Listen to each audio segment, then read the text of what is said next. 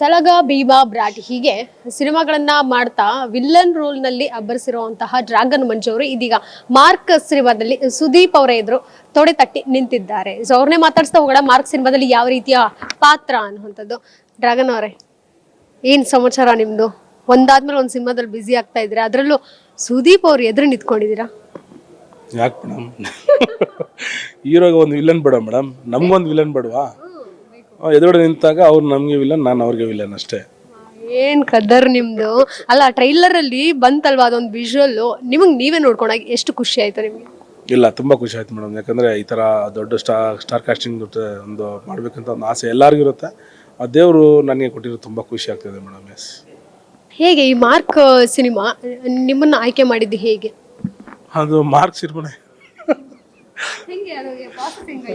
Process ಏನಿಲ್ಲ madam, ಎಲ್ಲ ಊರು ಸುತ್ತಾ ಇದೆ. ಫೋನ್ ಮಾಡಿದ್ರು ಬಾಬು ಸಾರ್ ಅಂತ ಪ್ರೊಡಕ್ಷನ್ ಮ್ಯಾನೇಜರ್, ಫೋನ್ ಮಾಡಿ ಈ ಥರ ಮಾರ್ಕ್ ಸಿನಿಮಾ ಇದೆ ಮಾಡಿ ಅಂತ ಹೇಳ್ಬಿಟ್ಟು ಹೇಳಿದ್ರು. ನಾನು ಎಲ್ಲ ಕನ್ಫ್ಯೂಷನ್ ಇದೆ, ಏನು ಸುದೀಪ್ ಸಾರ್ ಸಿನಿಮಾನ ಅಂತ. ಹೌದು ಸರ್, ಸುದೀಪ್ ಸರ್ದನಾ? ಹ್ಞೂ ಸರ್, ಹೌದು. ಹಾಗೆ ಒಪ್ಕೊಂಡೆ ಮೇಡಮ್. ಏನೋ ಅವ್ರು ಕ್ವಶನ್ ಮಾಡಿಲ್ಲ, ಸ್ಟೋರಿ ಕೇಳಿಲ್ಲ, ಏನೂ ಕೇಳಿಲ್ಲ. ಯಾಕಂದರೆ ಇವಾಗ ಅವ್ರ ಸಿನಿಮಾ ಅಂತ ಬಂದಾಗ, ಒಂದು ದೊಡ್ಡ ಸ್ಟಾರ್ ಕಾಸ್ಟಿಂಗ್ ಸಿನಿಮಾ ಅಂತ ಬಂದಾಗ ಅವ್ರಿಗೆ ಅಂತ ಒಂದು ಕತೆ, ಒಂದು ಇದಿರುತ್ತೆ, ಒಂದು ವೆಯ್ಟ್ ಇರುತ್ತೆ. ನಾವು ಕ್ವಶನಿಂಗ್ ಮಾಡೋದು ಅದು ಬೇಡ ಅಂತ ಹೇಳ್ಬಿಟ್ಟು ನಾನು ಸೀರಿಯಸ್ಲಿ ಅವ್ರ ಸಿನಿಮಾ ಅಂತ ಇಮಿಡಿಯೇಟ್ ಒಪ್ಕೊಂಡೆ. ಅದನ್ನ ಈಗ ಬ್ರಾಟಲ್ ಅಂತೂ ಇಂಗ್ಲಿಷ್ ಏನೋ ಕಲ್ತು ಬಿಟ್ರಿ, ಈ ಸಿನಿಮಾದಲ್ಲಿ ಏನೋ ಪ್ರಯೋಗ ಮಾಡಿದಿರಾ? ಈ ಸಿನಿಮಾದಲ್ಲಿ ಏನು ಪ್ರಯೋಗ ಮಾಡಕ್ಕೆ ಬಿಡ್ಲಿಲ್ಲ ಮೇಡಮ್.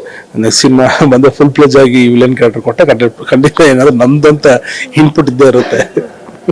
ಈಗ ಮಾರ್ಕ್ ಸಿನಿಮಾಗೆ ಎಷ್ಟು ದಿನ ಶೂಟಿಂಗ್ ಮಾಡಿದ್ರಿ? ನಮ್ದು 10 days madam, over 10 days. So ಅದ್ರ ಸೀಕ್ವೆನ್ಸಸ್ ಎಲ್ಲ ಇರುತ್ತೆ, ನಮ್ದು ಒಂದು ಸೀನ್ಸ್ ಇದೆ ಅದರಲ್ಲಿ. ಸೊ ಆ ಥರ ಇರುತ್ತೆ. 10 days ಟೋಟಲ್. ಹೇಗಿತ್ತು ಒಂದು ಎಕ್ಸ್ಪೀರಿಯನ್ಸ್? ಅಂದ್ರೆ ಈಗ ನೀವು ವಿಜಯ್ ಅವ್ರ ಜೊತೆ ಆಕ್ಟ್ ಮಾಡಿದೀರಾ, ಡಾರ್ಲಿಂಗ್ ಕೃಷ್ಣ ಇರ್ಬೋದು, ಈ ರೀತಿ ಸ್ಟಾರ್ಸ್ ಗಳ ಜೊತೆ ಆಕ್ಟ್ ಮಾಡಿದಾದ್ಮೇಲೆ ಸುದೀಪ್ ಅವ್ರ ಜೊತೆ ಸ್ಕ್ರೀನ್ ಶೇರ್ ಮಾಡ್ಬೇಕನ್ನೋ ಆಸೆ ಎಲ್ಲ ಕಲಾವಿದರಿಗೂ ಇದ್ದೇ ಇರುತ್ತೆ. ನಿಮಗೇನಾದ್ರೂ ಆಸೆ ಇತ್ತಾ, ಈಡೇರ್ತಾ ಈಗ? ನನಗೆ ಅವ್ರ ಜೊತೆ ಆಕ್ಟ್ ಮಾಡ್ಬೇಕಂತ ಏನೋ ಇದ್ದಿಲ್ಲ. ಯಾಕಂದ್ರೆ ನಾನು ಜಸ್ಟ್ ಇವಾಗ ಬಂದಿದ್ದೀನಿ. ನನಗಿಂತ ಸೀನಿಯರ್ಸ್ ತುಂಬಾ ಜನ ಇದ್ದಾರೆ. ಅವನ್ನ ದಾಟ್ಕೊಂಡ್ ಬಂದು ನಾನು ಸಿಕ್ಕಿರೋದು ತುಂಬಾ ಥ್ಯಾಂಕ್ಸ್ ಹೇಳ್ತಾ ಇದ್ದೀನಿ ಹೋಲ್ ಮಾರ್ಕ್ ಟೀಮ್ಗೆ, ಸುದೀಪ್ ಸಾರ್ಗೆ. ಸೊ ಅಂದ್ರೆ ಅದೇ ಮೇಡಮ್, ಎಕ್ಸ್ಪೆಕ್ಟೇಷನ್ ಇಲ್ಲ ನನಗೆ.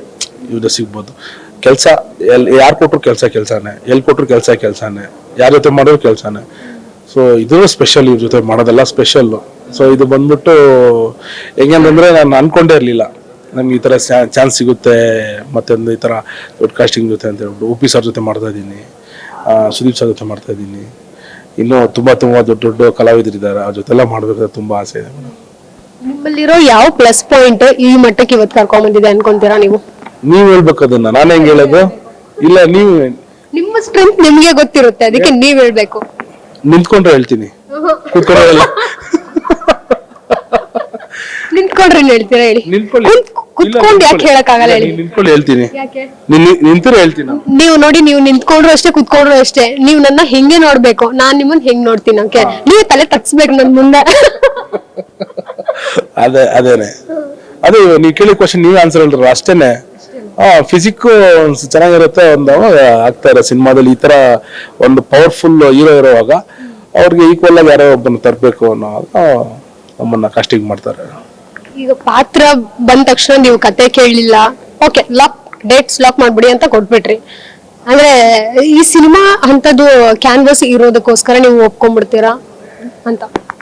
ಮೇಡಮ್, ನಾನು ಅದೇನೆ ಇವಾಗ ಸುದೀಪ್ ಸಾರು, ಇವಾಗ ಬಂದ್ಬಿಟ್ಟು ಸುದೀಪ್ ಸಾರು ಅವ್ರನ್ನ ಬಿಟ್ಟು ಸುದೀಪ್ ಸಾರ್ನ ಇಟ್ಟು ಸಿನಿಮಾ ಮಾಡೋರು ಇದಾರಲ್ಲ ಮೇಡಮ್, ಪ್ರೊಡ್ಯೂಸರು, ಡೈರೆಕ್ಟರು ಅವರೆಲ್ಲ ಬಂದ್ಬಿಟ್ಟು ಯಾರು ಬಂತು ಎಲ್ಲೂ ಬಂದ್ಬಿಟ್ಟು ಡೌಟ್ ಇದ್ರೆ ಸಿನಿಮಾ ಮಾಡಲ್ಲ.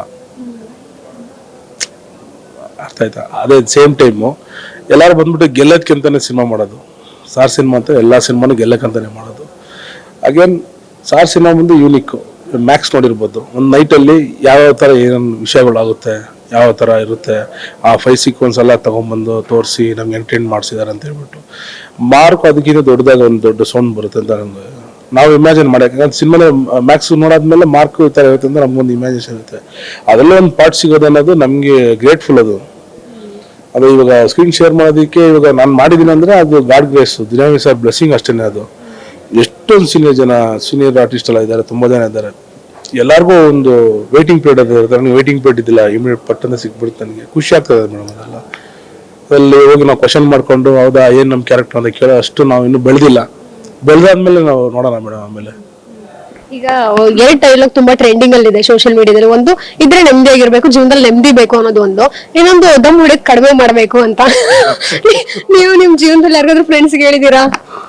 ಮೇಡಮ್ ನಾನು ಸಾರ್ ಹೇಳಿದ್ರೆ ನಾನಂತೂ ಭಯಂಕರ ಅಂದ್ರೆ ನಾವ್ ಹೇಳಕ್ ಹೋದ್ರೆ ಏನಂತಾರೆ, ಒಳ್ಳೇದಿನೆಲ್ಲ ಹೇಳಕ್ ಹೋದ್ರೆ ಕೇಳಲ್ಲ ಜನ.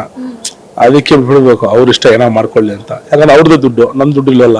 ನಮ್ ದುಡ್ಡಲ್ಲಿ ಇದ್ರೆ ನಾವು ಚೆನ್ನಾಗಿ ತಿನ್ನಿಸ್ತೀವಿ ಅಷ್ಟೇನೆ ಹೊರತು ಇದೆಲ್ಲ ಸ್ಮೋಕಿಂಗ್ ಎಲ್ಲ ಮಾಡಕ್ಕೆ ಬಿಡಲ್ಲ ನಾನು 100%. ಅಡ್ವೈಸ್ ಮಾಡೋದು ಸ್ವಲ್ಪ ಕಡಿಮೆ ಮಾಡ್ಬೇಕು ಅಂತ ಅನ್ಕೊಂತೀನಿ. ನಾನು ತುಂಬಾ ಅಡ್ವೈಸ್ ಮಾಡ್ತೀನಿ. ನಾನು ಸುಮ್ಮನೆ ಇರಲ್ಲ, ಏನಾದ್ರು ಮಾಡ್ತಾ ಇರ್ತೀನಿ, ಅವ್ರು ಇಷ್ಟನೇ ಆಗಲ್ಲ ನನ್ನ. ಅದಕ್ಕೆ ಸುಮ್ಮನೆ ಬಿಡ್ಬೇಕು ಅಂತ ಇವಾಗ ಮೈಂಡ್ ಫಿಕ್ಸ್ ಮಾಡ್ಕೊಂಡು ಏನೋ ಹೇಳೋಕ್ಕಿಂತ ಮುಂಚೆ ಒಂದು 10 ಸೆಕೆಂಡ್ ಯೋಚನೆ ಮಾಡ್ತೀನಿ. ನಾನು ಹೇಳ್ಬೋದಾ ಇದನ್ನ ಇಲ್ಲಿ ಅಂತ ಹೇಳ್ಬಿಟ್ಟು ಯೋಚನೆ ಮಾಡಿದಾಗಲೇ ಅವ್ರು ಹೊರಟೋಗಿದ್ದು ನಾನು ಬಂದಿರ್ತೀನಿ ಈ ಕಡೆ. ಅಡ್ವೈಸ್ ಮಾಡಿದೀರಾ ನೀವು? ಮೇಡಮ್ ಎಲ್ಲ ತಗೋಣ ಮೇಡಮ್. ಇವಾಗ ನೀವು ಹೇಳಿದ್ರೆ ಸಿಗರೇಟ್ ಹೊಡಿಬಾರ್ದು ಅಂತ ಹೇಳ್ಬಿಟ್ಟು ಅವಾಗ ನಮ್ಮ ಫ್ರೆಂಡ್ಸ್ ಸಿಗರೇಟ್ ಹೊಡಿಯೋರ್ನ ಒಂದು 5 ಜನ ಸಿಗರೇಟ್ ಬಿಡಿಸಿದೀನಿ. ತಲೆ ತಿಂದು ಸಿಗರೇಟ್ ಹೊಡಿ ಬೇಡ ಬಾ ನನ್ನ ಜೊತೆ ಅಂದೆ, ಊಟ ತಿನ್ನೋಣ ಚೆನ್ನಾಗಿರುತ್ತೆ ಅಂದೆ, ಊಟ ಕೊಡ್ಸಿದ್ದೀನಿ. ಅದೇ ನನ್ನ ಜೊತೆ ಇರೋರ್ನೆಲ್ಲಾರು ಜಿಮ್ಮಿಗೆ ಸೇರಿಸಿದ್ದೀನಿ. ಕೆಲಸ ನಾನು ಮಾಡೋ ಕೆಲಸ ಕಡೆನ ಕರ್ಕೊಂಡೋಗಿ ಕೆಲ್ಸಕ್ಕೆ ಸೇರಿಸಿದ್ದೀನಿ. ಸೊ ಅದೆಲ್ಲ ತುಂಬಾ ಮಾಡಿದೀನಿ ಮೇಡಮ್. ಒಳ್ಳೇದೇ ಮಾಡಿದ್ರಲ್ಲ, ಯಾಕೆ ಅಡ್ವೈಸ್ ಮಾಡೋದು ಬಿಡ್ಬೇಕು ಅಂತ ನಿಮ್ಗೆ ಅನ್ನಿಸ್ತು? ಅದೇ ಒಳ್ಳೆ, ಈಗ ಯಾರು ಅಲ್ಲಿಲ್ಲ, ಅವರು ಇಷ್ಟ ಮಾಡ್ಕೊಂಡು ಹೋಗ್ಬಿಟ್ರು, ತಿರ್ಗಾ ಅದನ್ನೇ ಮಾಡ್ತವ್ರೆ. ಅಷ್ಟು ಮದುವೆ ಆಗ್ಬಿಡ್ತು. ಮದುವೆ ಆದ್ಮೇಲೆ ತಿರ್ಗಿ ನೋಡು ಏನಪ್ಪ ಸಂಪಾದನೆ ಮಾಡಿ, ಏನು ಸಂಪಾದನೆ ಮಾಡಿಲ್ಲ. ಸೊ ಆ ಥರ ನಾನು ಪ್ರೊಫೆಷನಲ್ ಗಟ್ಟಿಯಾಗಿ ಇಟ್ಕೊಂಡೆ, ಬಾಡಿ ಬಿಲ್ಡಿಂಗು ಟ್ರೈನಿಂಗು ಅಂತ. ನಾನೆಲ್ಲ ಒಂದು ಕಡೆ ಚೆನ್ನಾಗಿ ಹೋಗ್ತಾ ಇದೆ. ಈ ಸಿನಿಮಾ ಇಲ್ದಿರೋ ಫ್ರೀ ಟೈಮಲ್ಲಿ ನಾನು ಟ್ರೈನಿಂಗ್ ಮಾಡ್ಕೊಂಡು ಬಿದ್ದಿರ್ತೀನಿ. ಸೊ ಆ ಥರ ಇದೆ. ಹೇಳಿದ್ರೆ ಯಾರು ಕೇಳಲಿಲ್ಲ, ಮಾಡಲಿಲ್ಲ, ಅವ್ರು ಹಂಗೆ ಬಿದ್ದವ್ರೆ. ನಾವು ತೋರಿಸಿದ ರೂಟಲ್ಲಿ ಹೋಗಿದವರು ತುಂಬಾ ಜನ ಟ್ರೈನರ್ಸ್ ಇದ್ದಾರೆ. ನಾನು ಮೊದಲು ಪೇಪರ್ ಆಗ್ತಾ ಇದ್ದೆ. ಅವಾಗ ನಾನು ಕರ್ಕೊಂಡೋಗಿ ಪೇಪರ್ ಅಂದ್ರೆ ನಮ್ಮ ತಾಯಿ ನನಗೆ ಸೇರಿಸಿದ್ರು, ನಾನು ನನ್ನ ಫ್ರೆಂಡ್ನ ಸೇರಿಸಿದೆ. ಇವಾಗ ಅವ್ರು ಕಾಮನ್ ಫುಲ್ ಪೇಪರ್ ಇದರಲ್ಲಿ ಇದ್ದಾರೆ, ಎಲ್ಲರೂ ಏಜೆನ್ಸಿ ತಗೊಂಡ್ಬಿಟ್ಟಿದ್ದಾರೆ. ಸೊ ಆ ಥರ ತುಂಬಾ ವಿಷಯಗಳಿದೆ ಮೇಡಮ್. ಅವೆಲ್ಲ ಮತ್ತೆ ಆದ್ಮೇಲೆ ಅಲ್ಲಿಂದ ಅವರೇ ದೂರ ಹಾಕಿದ್ರು. ಅದೇ ತುಂಬಾ ವಿಷಯ ಇದೆ, ಅದೆಲ್ಲ ತಲೆಗೆಡ್ಸ್ಕೋಬಾರ್ದು. ಫಾಸ್ಟ್ ಅಂದ್ರೆ ಓದ್ತಾ ಇರ್ಬೇಕು ಅಷ್ಟೇನೆ. ಈಗ ಡ್ರ್ಯಾಗನ್ ಮಂಜು ಅವ್ರದ್ದೊಂದು ಡೈಲಾಗು ಏನ್ ಹೇಳಿ, ಅಡ್ವೈಸ್ ಮಾಡೋದ್ ಕಮ್ಮಿ ಮಾಡ್ಬೇಕಲ್ಲಿ ಅಂತ. ಸೀರಿಯಸ್ ಆಗಿ ಹೇಳ್ತೀನಿ, ಅಡ್ವೈಸೇ ಮಾಡಬೇಡಿ. ಅಯ್ಯೋ, ಅದು ಅಡ್ವೈಸ್ ಮಾಡಿದ್ರೆ ಇರಿಟೇಷನ್ ಆಗ್ಬಿಡುತ್ತೆ ಅವ್ರಿಗೆ. ಅಡ್ವೈಸ್ ಕೇಳಿಲ್ಲ ಅಂದ್ರೆ ನನ್ಗೆ ಇರಿಟೇಷನ್ ಆಗ್ಬಿಡುತ್ತೆ. ಸೊ ದಯವಿಟ್ಟು ಯಾರು ಅಡ್ವೈಸ್ ಮಾಡಬೇಡಿ. ಯಾರು ಬಂದು ಯಾರು ಕೇಳಲ್ಲ. ಅಡ್ವೈಸ್ ಮಾಡ್ಕೊಂಡ್ರೆ ಮಾಡಿಲ್ಲ ಅಂದ್ರೆ ಡೈರೆಕ್ಟ್ ಆಗಿ ಬೈತಾರೆ. ಅಡ್ವೈಸ್ ಮಾಡ್ಬಿಟ್ಟು ಹಿಂದೆ ಹೋಗಿ ಬೈತಾರೆ. ಬೇಡ, ಹಿಂದೆ ಬೈಯೋದು ತುಂಬಾ ಪವರ್ಫುಲ್ ಮುಂದೆ ಬೈಯೋದ್ಕಿಂತ. Yes. Back to Mark cinema ಈಗ 25ನೇ ತಾರೀಕು ರಿಲೀಸ್ ಆಗ್ತಾ ಇದೆ. ನಿಮ್ಮ ಸಿನಿಮಾ ಜೊತೆಗೆ 45 ಸಿನಿಮಾ ಶಿವಣ್ಣ ಉಪೇಂದ್ರ ಸರ್ದು, ರಾಜ್ ಬಿ ಶೆಟ್ಟಿ ಅವ್ರು ಆಕ್ಟ್ ಮಾಡಿರೋದು 3 ಜನರ ಸಿನಿಮಾ ಕೂಡ ಈಗ ರಿಲೀಸ್ ಆಗ್ತಿರುವಂತದ್ದು. ಏನ್ ಹೇಳ್ತೀರಾ? ಕನ್ನಡದ ಹಬ್ಬ ಅಂತ ನಾವ್ ಹೇಳ್ತೀವಿ. ಹೌದು, ಕ್ರಿಸ್ಮಸ್ ಬಂದಿದೆ, ನ್ಯೂ ಇಯರ್ ಬರ್ತಾ ಇದೆ, ಹಂಗೇನು ಕನ್ನಡ ಹಬ್ಬನೂ ಬರ್ತಾ ಇದೆ. ಎಲ್ಲರೂ ಆಚರಿಸಿ, ಎಲ್ಲರೂ ಬಿರಿಯಾನಿ ತಿನ್ನಿ, ವೆಜ್ ತಿನ್ನಿ, ಮತ್ತೆ ಕ್ರಿಕೆಟ್ ಆಡಿ, ಫುಟ್ಬಾಲ್ ಆಡಿ. ಯಾರು ಬೇಡ ಅಂತಾರೆ? ಯಾರು ಮೇಡಮ್? ನಾವು ಇವಾಗ ಫುಟ್ಬಾಲ್ ಆಡ್ಸೋದು, ಎಲ್ಲ ಪೆನಾಲ್ಟಿ ಹೊಡೆಯೋದು ಇವಾಗ. ಅಲ್ಲ, ಈಗ ಸಿನಿಮಾದಲ್ಲಿ ಹೆಚ್ಚಿನ ಡೈಲಾಗ್ಸ್ ಇರುತ್ತಾ ಅಥವಾ ಜಾಸ್ತಿ ಆಕ್ಷನ್ಸ್ ಇರುತ್ತಾ? ಮಾತು ಕಡಿಮೆ ಮಾಡಿ ಆಕ್ಷನ್ಸ್ ತುಂಬಾ ಕೊಟ್ಟಿದೀವಿ. Full pack, action pack.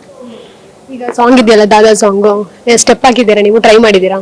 ಇಲ್ಲ ಮೇಡಮ್, ಇದೀನಿ. ಅದು ಬರುತ್ತೆ ಸಿನಿಮಾ, ದೊಡ್ಡ ಸ್ಕ್ರೀನ್ ಬರುತ್ತೆ. ಯಾಕಂದ್ರೆ ನಾವು ಇವಾಗ ಮೊಬೈಲ್ ನೋಡ್ತಾ ಇರ್ತಾರೆ, ಚಿಕ್ಕದಾಗ ನಾನು ಕಾಣಿಸಲ್ಲ ಅಲ್ಲಿ. ಅದಕ್ಕೆ ದೊಡ್ಡ ಸ್ಕ್ರೀನ್ ಬಿಡಲ್ಲ ಅಂತ ದೊಡ್ಡಲ್ಲಿ ಬಿಟ್ಟಿದೀವಿ ಇವಾಗ. ಈ ಥಿಂಕಿಂಗ್ ಬೇಕು ಜನಕ್ಕೆ ಅಲ್ವಾ?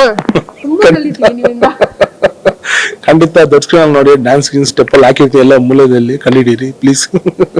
ವೆರಿ ಆಲ್ ದಿ ಬೆಸ್ಟ್ ನಿಮ್ಮ ಸಿನಿಮಾಗೂ ಹಾಗೂ ಫರ್ದರ್ ಪ್ರಾಜೆಕ್ಟ್ಸ್ ಗೆ ಮಂಜು ಅವರೇ. Thank you so much. ನಿಮ್ಮ ಆಶೀರ್ವಾದ ಯಾವಾಗಲೂ ಹಿಂಗಿರ್ಲಿ. Thank you. ಇದಿಷ್ಟು ಮಂಜು ಅವರ ಮಾತಾಗಿತ್ತು. ಕ್ಯಾಮರಾ ಪರ್ಸನ್ ಪೃಥ್ವಿ ಜೊತೆಗೆ Keerthi Patil, guarantee news, Bengaluru. Guarantee news, ಸುದ್ದಿ ಖಚಿತ, ನ್ಯಾಯ ನಿಶ್ಚಿತ.